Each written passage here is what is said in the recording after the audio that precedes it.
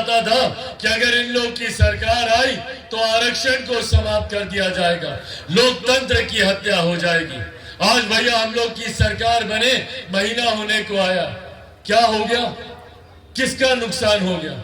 आज हमारी सरकार बने महीना भर हो गया, किसका आरक्षण छीन लिया या कौन सा संविधान बदल दिया? यह हमारा नहीं बल्कि केंद्रीय मंत्री चिराग पासवान का कहना है। नमस्कार, न्यूज फॉर नेशन देख रहे हैं आप और मैं हूं आपके साथ साक्षी झा।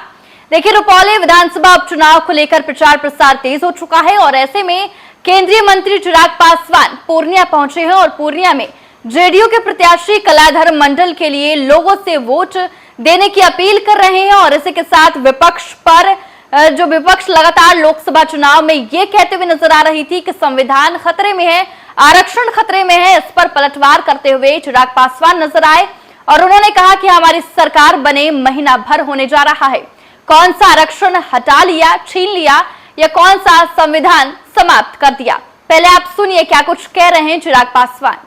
देश में लोकसभा के चुनाव चल रहे थे, लोकसभा चुनाव के दौरान भी बिहार के हर एक लोकसभा हर एक जिले में जाने का मौका मिला। वहां पर भी प्रधानमंत्री जी के द्वारा किए गए कार्यों को और मुख्यमंत्री नीतीश कुमार जी के प्रयासों को आप लोगों के बीच रखने का मैंने कार्य किया। कई जगह पर हम लोगों को अपार समर्थन मिला। परिणाम स्वरूप केंद्र में तीसरी बार पुनः प्रधानमंत्री नरेंद्र मोदी जी के नेतृत्व में एनडीए की सरकार बनी। ये एक बड़ी उपलब्धि आप लोगों की वजह से केंद्र में हम लोग को देखने को मिली। पर साथियों, एक बात का जिक्र मैंने हमेशा किया, जरूरी है मुख्य धारा के साथ जुड़े रहना। जरूरी है जब आप अपने क्षेत्र के विकास की सोच रखते हैं, जरूरी है जब अपने प्रदेश के विकास की सोच रखते हैं तो मुख्य धारा के साथ जुड़कर रहना जरूरी है।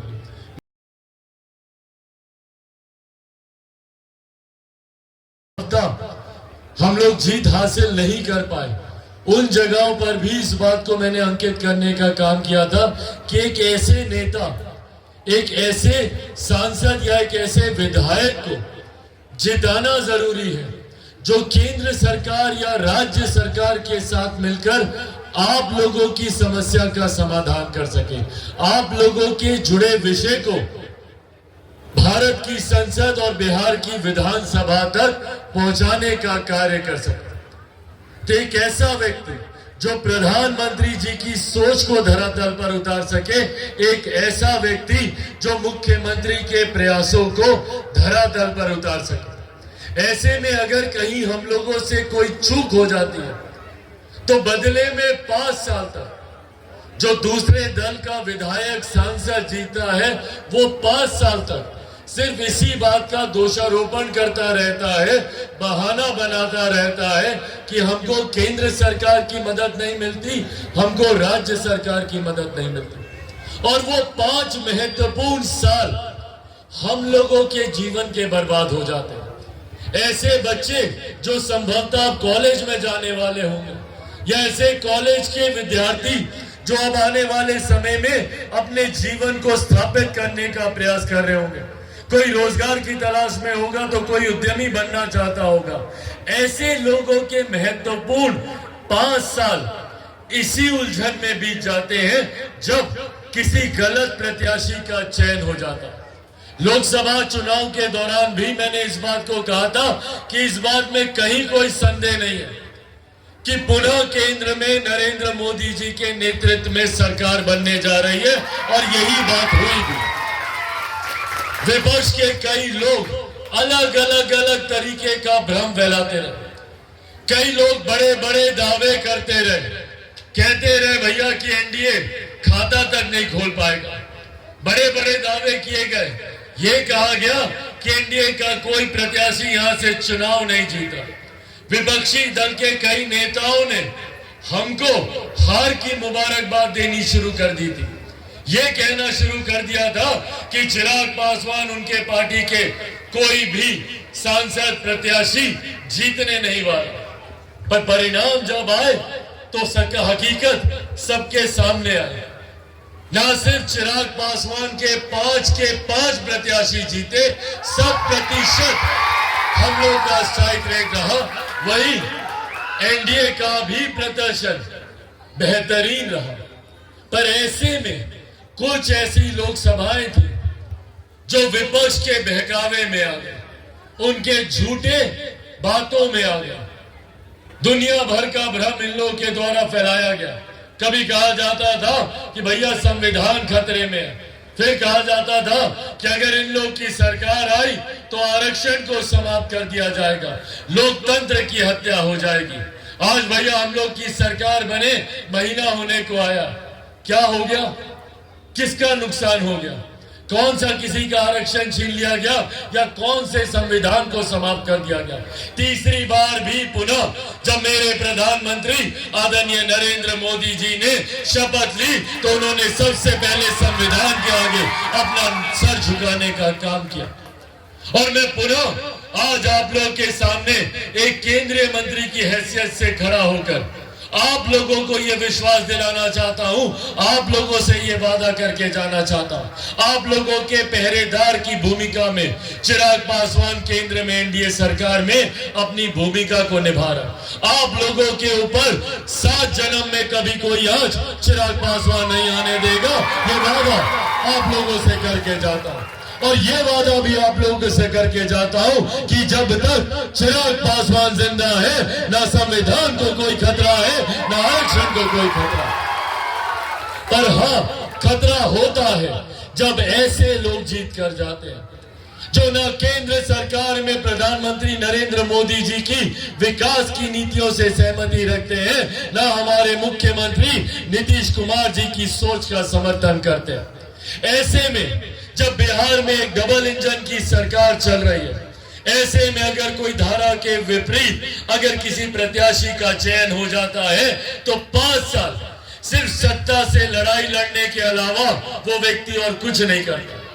हम लोग लगातार जाते रहेंगे अपनी कागज पत्री, अपना दरखास्त उस व्यक्ति के पास लेकर, और वो व्यक्ति बदले में क्या बोलेगा कि हम क्या करें, केंद्र सरकार हमारी बात नहीं सुनती, राज्य सरकार हमारी बात नहीं सुनती।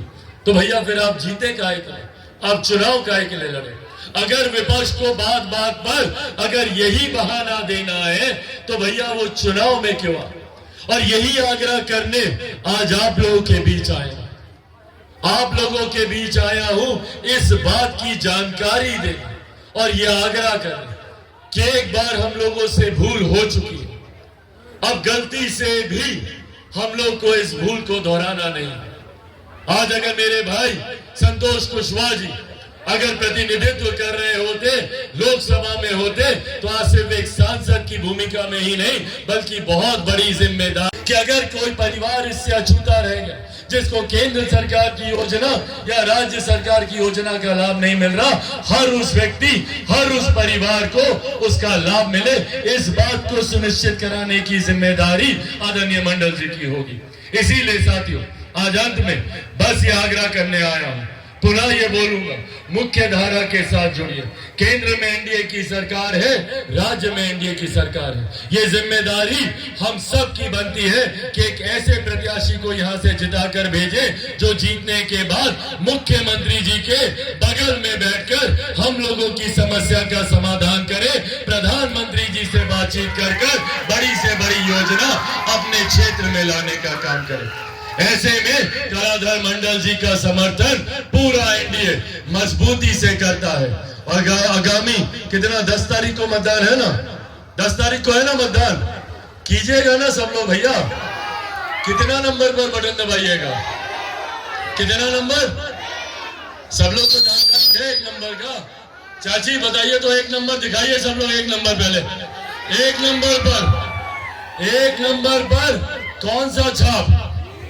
तीर छाप पर, तीर छाप पर बटन दबाकर जब आप लोग तीर छाप पर बटन दबाइएगा तो प्रधानमंत्री नरेंद्र मोदी जी हमारे मुख्यमंत्री नीतीश कुमार जी को आप लोग मजबूत करने का काम कीजिएगा। आदरणीय जीतन राम मांझी जी को आप लोग मजबूत करने का काम कीजिएगा। आदरणीय उपेंद्र कुशवाहा जी को आप लोग मजबूत करने का काम कीजिएगा। और तो और आप लोगों का बेटा, आपका भाई चिराग पासवान को भी आप लोगों का ये वोट मजबूती देने का काम करेगा। इस उम्मीद के साथ कि अगली मुलाकात जब आप लोग के साथ हो तो ऐसे में हमारे भाई आदरणीय कलाधर मंडल जी यहाँ से विधायक की भूमिका में हो, इस उम्मीद के साथ आप लोगों को यहाँ पर आने के लिए इस बरसात के मौसम में भी इस भारी संख्या में अपना समर्थन देने के लिए बहुत बहुत धन्यवाद। तो देखिए, चिराग पासवान पूर्णिया पहुंचे हैं, जहां पर रुपौली विधानसभा उपचुनाव को लेकर जेडीयू की तरफ से उतारे गए प्रत्याशी कलाधर मंडल के लिए लोगों से वोट देने की अपील की। साथ ही चिराग पासवान जो है वो विपक्षियों पर निशाना साधते हुए नजर आए और जो लोकसभा चुनाव के दौरान लगातार ये कह रहे थे कि आरक्षण खतरे में है, संविधान खतरे में है, चिराग पासवान इस पर पलटवार करते हुए नजर आए। क्या कुछ चिराग पासवान ने कहा, हमने आपको तमाम बातें सुनवाई। फिलहाल के लिए इस खबर में बस इतना ही। आप देखते रहे न्यूज़ फॉर नेशन।